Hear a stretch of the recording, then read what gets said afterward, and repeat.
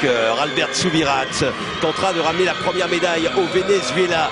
Il se retrouve à la ligne d'eau numéro 5. Il avait échoué d'1 centième pour la médaille sur 50 papes. Il va enflammer la course. Et voici celui qui a remporté 5 titres en 5 courses avec 4 records du monde.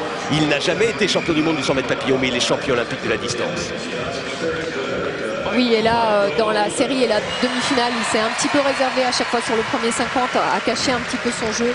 Et là, on va voir s'il arrivera à partir aussi vite que ce Serbe, Kavik Milorad, qui lui est parti aussi bien en série qu'en demi-finale sous le record du monde aux 50 mètres. Ouais, 51-70, va-t-il ramener la première médaille à la Serbie? Enfin, là, c'est l'exotisme avec le Kenyan Jason Dunford qui, lors du barrage, hier, il était 8e ex-aequo.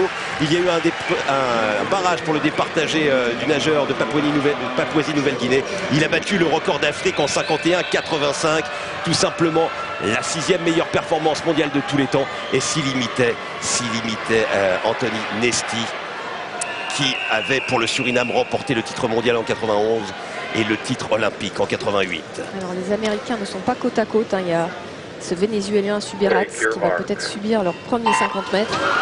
La course peut-être la plus difficile pour Michael Phelps, remporter ce 100 mètres papillon avec tout de suite à la ligne d'eau numéro 5 le Vénézuélien et Michael Phelps qui est derrière pour l'instant, mais il a une capacité à revenir sur le virage.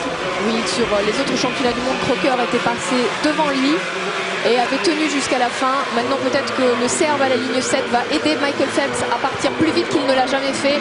Michael Phelps, 3e pour l'instant à un peu moins d'une demi-seconde de Crocker. Et Yann Crocker qui s'envole. Mais regardez, c'est Phelps qui revient. Phelps qui déploie ses ailes. On est en avance sur les bases du record du monde. Michael Phelps qui craque un petit peu.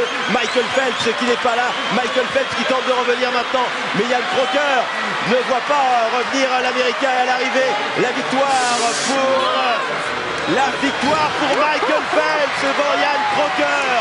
6e titre en 6 compétitions pour Michael Phelps qui est venu s'imposer, qui est venu gagner sur la dernière touche comme il l'avait fait aux Jeux Olympiques. Il s'était imposé très exactement de 4 centièmes pour remporter le titre olympique du 100 mètres papillon. Et bien cette fois-ci, c'est de 5 centièmes. Et je vais vous dire, Michel, c'est un exploit parce que les 8 titres mondiaux, les 8 sur 8, le grand 8, eh bien il va le réussir, Michael Phelps, premier devant Crocker, 3e Subirats. Et regardez Phelps. Il est devant Crocker, mais Phelps tombe mieux sur le mur. Il a plus de vitesse et il glisse bien sous l'eau et il touche le mur avant Crocker. Ça s'appelle le talent, ça s'appelle le don, ça s'appelle le génie.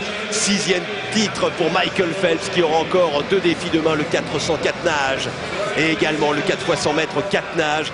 Et alors ce sera le grand 8. Michael Phelps est bien le plus grand nageur du monde. Un nouveau doublé pour Yann Crocker et la première médaille pour le Venezuela, Albert Subirats Altets, qui réussit tout simplement à ramener une médaille de bronze pour son pays. Regardez Michael Phelps, c'est énorme. Ah, c'est tellement énorme qu'en fait il était caché par le Vénézuélien au milieu et il l'a fait très bien parce qu'il ne s'est pas fait avoir là-dessus. Si vous êtes sur France 3 et que vous voulez rester pour vos programmes régionaux,